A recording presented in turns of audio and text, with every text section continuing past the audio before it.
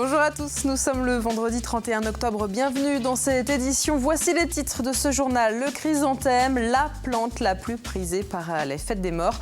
Depuis quelques jours, elle orne à nouveau les tombes des disparus. Mais avant son retour dans les cimetières, il a fallu des mois de préparation pour les professionnels. La 831, toujours au cœur des débats, mais aujourd'hui, les élus sont excédés. Ils l'ont exprimé ce vendredi. Ils dénoncent la lenteur des avancées de ce projet qui doit permettre de relier le Sud-Vendée à la Charente-Maritime. Enfin, rencontre avec un artiste peintre vendéen, Régis Delaine Bartholdi propose aujourd'hui une exposition à Beaulieu-sous-la-Roche. Et son nom vous dit peut-être quelque chose. Régis Delaine Bartholdi est l'arrière-petit-neveu de Frédéric Bartholdi, ce sculpteur qui a créé la statue de la Liberté. Mais avant de développer ces titres, on va revenir sur ce sujet dont évidemment tout le monde parle, le beau temps qui n'en finit pas d'ensoleiller nos journées d'automne. Ce 31 octobre, la Roche-sur-Yon a d'ailleurs enregistré un nouveau record. Il a fait jusqu'à 24 degrés, 30 ans que cela n'était pas arrivé. Évidemment, tout le monde en profite, notamment les vacanciers. La preuve au Sables-d'Olonne, regardez. Oubliez le morne été et ses journées grises interminables. Les vacances de la Toussaint se terminent pour certains, les pieds dans le sable. On a vu le beau temps et du coup on s'est dit allez fonçons à Sables-d'Olonne. On s'est dit qu'après un mois d'août désastreux, on allait retrouver les plaisirs de la mer et de la plage. Ouais. On profite beaucoup du soleil parce qu'au mois d'août il n'a pas fait beau, donc voilà. Et puis là on va aller sur l'Ologne et on rentre demain sur Vannes. Avec pour quelques observateurs des températures dignes d'un mois de juin sur l'île Dieu, voire d'une fin mai à La Roche-sur-Yon, le mois d'octobre restera en tout cas pour Météo France le plus chaud depuis 2005, autour de 22 degrés sur le remblai des Sables-d'Olonne aujourd'hui, au lieu des 15 légitimement attendus, une aubaine pour les commerçants.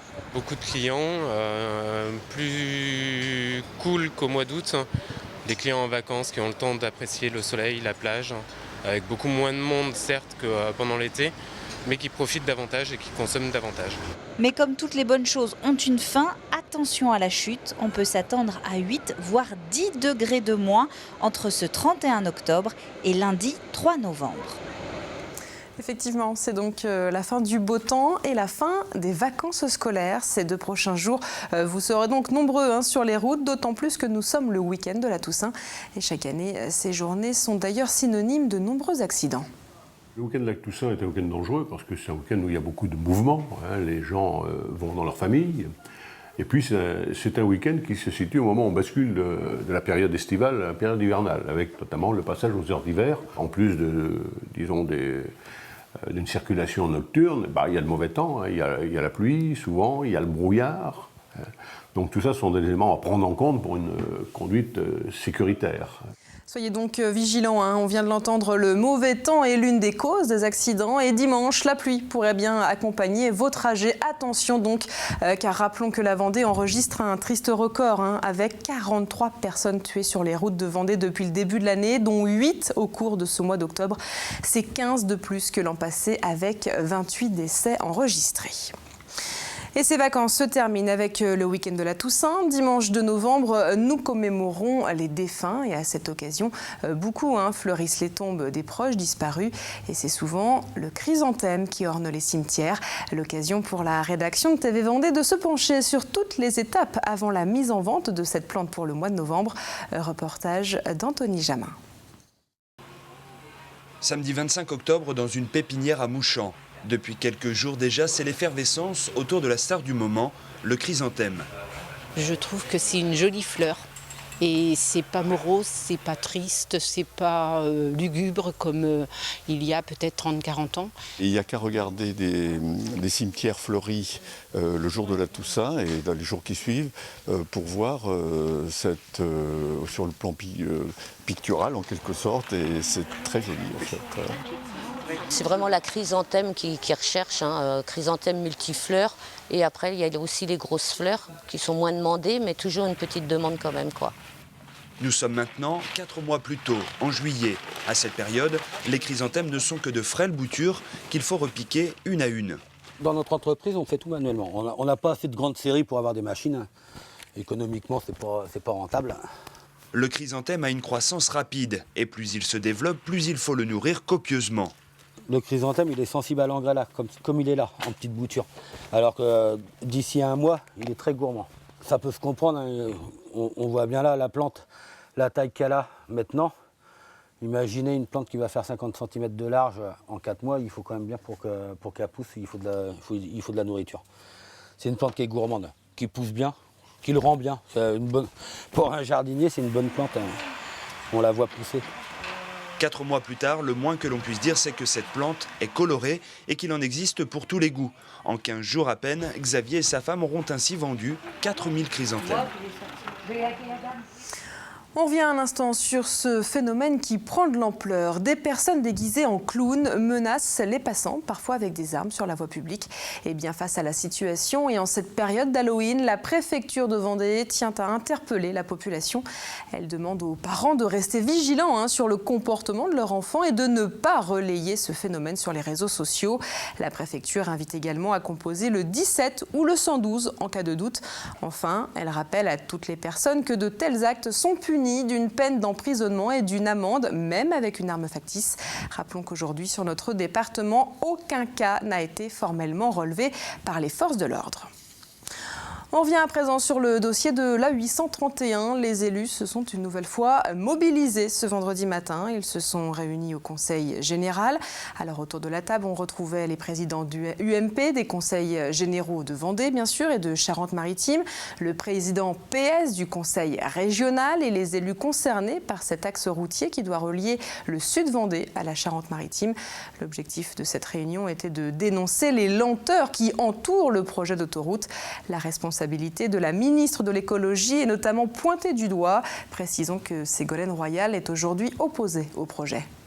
Quand on parle déclaration d'utilité publique, les mots ont un sens. Ça veut dire que dans le cadre du respect des procédures, les instances qui décident, en l'occurrence les gouvernements précédents, ont constaté que l'intérêt général était respecté, les règles de droit étaient respectées et que cette réalisation était d'utilité publique.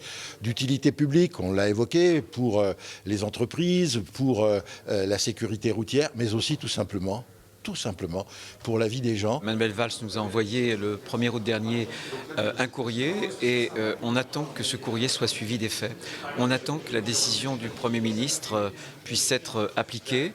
On est dans un cas de figure qui est le suivant. La France souffre, le chômage ne cesse d'augmenter. Eh bien, l'A831, c'est d'abord l'autoroute de l'emploi. Et la DUP, la déclaration d'utilité publique, prendra fin en juillet prochain. La DUP permet de mettre en œuvre le projet. Un mot sur nos animaux de compagnie. Désormais, ils seront considérés comme des êtres vivants doués de sensibilité. C'est le terme. Ce texte a été adopté hier soir, jeudi, à l'Assemblée nationale. Alors concrètement, en cas de mauvais traitement, par exemple, le propriétaire de l'animal pourra écoper de 2 ans de prison et de 30 000 € d'amende. Ce pouvait déjà être le cas aujourd'hui, mais jusqu'alors, les plaintes étaient souvent très classées sans suite. Autre conséquence, dans le cas d'un divorce, par exemple, c'est le juge qui tranchera quant à la garde du chien ou du chat. Mais cette nouvelle ne réjouit pas le monde agricole. En effet, le texte concerne également les animaux d'élevage, mais pour les professionnels, on ne peut pas traiter de la même façon un chien et une vache. Ils craignent notamment de nouvelles réglementations quant au bien-être de leurs animaux. Dans le reste de l'actualité, l'élection de Miss Vendée se déroulera le 10 janvier prochain à Aisnay. Avant ça, des présélections se sont déroulées durant ce mois d'octobre. Les jeunes filles entre 18 et 24 ans et mesurant au minimum 1,70 m pouvaient se rendre dans l'une des parfumeries de La Roche-sur-Yon pour s'inscrire au concours départemental.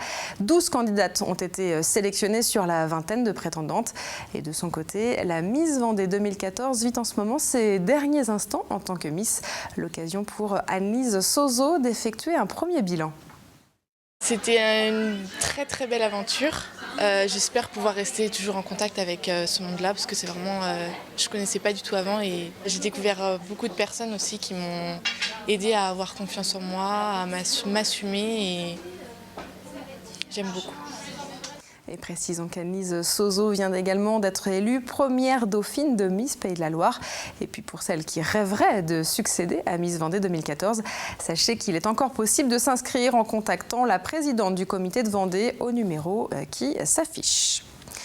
Au chapitre sport à présent, la route du Rhum quittera le port de Saint-Malo dimanche, direction la Guadeloupe. Et souhaitons bon courage à nos 3 skippers vendéens qui partent notamment avec le soutien de la ville des Sables-d'Olonne. Il s'agit d'Arnaud Boissière, d'Alessandro Di Benedetto et Lionel Régnier.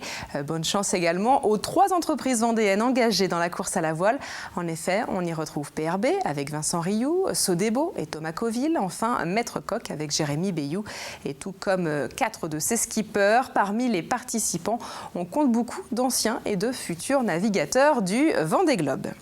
Sur l'eau, toujours, prenons des nouvelles à présent de Jean-Michel Niobé. Ce sportif s'était lancé le défi de relier Ajaccio-Nice en moins de 20 heures sur un kayak surf d'à peine 45 cm de large. Il s'est donc élancé hier jeudi et a terminé sa course ce vendredi. Le record n'a pas été battu, mais sa première victoire est d'avoir réussi à atteindre Nice. En effet, il faut savoir que Jean-Michel Niobé avait déjà tenté 2 fois l'aventure et 2 fois, il avait dû abandonner face aux trop mauvaises conditions. Ici, vous le voyez en plein entraînement. Nous l'avions en effet retrouvé en juillet à la Faute-sur-Mer avant son départ pour le sud de la France. Un mot sur ce rendez-vous du week-end. Chaland, terre de volaille, accueille sa 10e édition d'exposition d'aviculture. Samedi et dimanche, le grand public pourra découvrir canards, poulets et autres bêtes à plumes.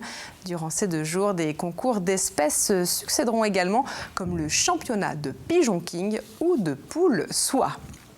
Et avant de refermer ce journal, la rédaction de TV Vendée vous propose de rencontrer un artiste revenu sur ses terres. Régis Delaine Bartholdi est un peintre d'envergure internationale et aujourd'hui, il présente une exposition à Beaulieu-sous-la-Roche. L'occasion pour nous de découvrir ce Vendéen, arrière-petit-neveu du sculpteur Frédéric Bartholdi, celui qui a créé la Statue de la Liberté, portrait signé Grégoire de Châtillon. L'artiste s'est installé il y a 15 ans dans une grotte pendant 3 mois.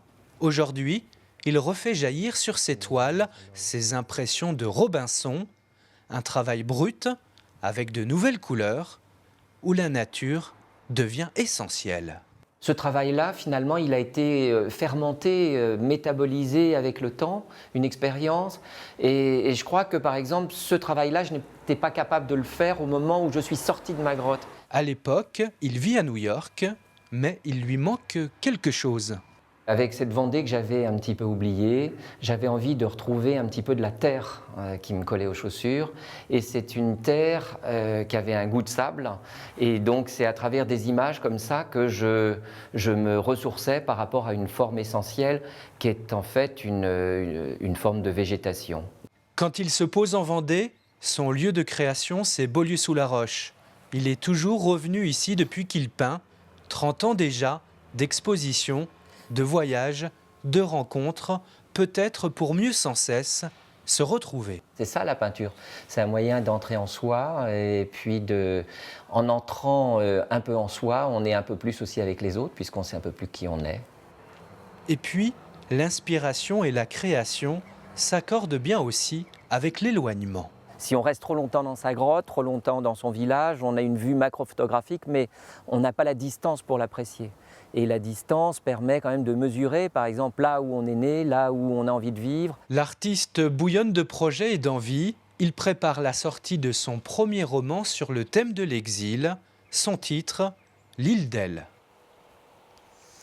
Et notez que l'exposition de Régis Delaine Bartholdi est à découvrir jusqu'à dimanche à la salle des DS à Beaulieu-sous-la-Roche. Et ce sera d'ailleurs une activité parfaite pour dimanche puisqu'on l'a dit en début de journal, ce vendredi était le dernier jour de beau temps. Demain, samedi, les nuages reviendront progressivement et les températures débuteront leur descente. Et dimanche, ce sera une vraie journée de mois de novembre avec de la pluie et de la fraîcheur. Finalement, un temps ordinaire pour la saison. Voilà, c'est la fin de ce journal. Merci à vous de nous avoir suivis. J'ai été ravie de passer cette semaine en votre compagnie. Lundi, vous retrouvez Caroline Tronche. Avant ça, très beau week-end à tous.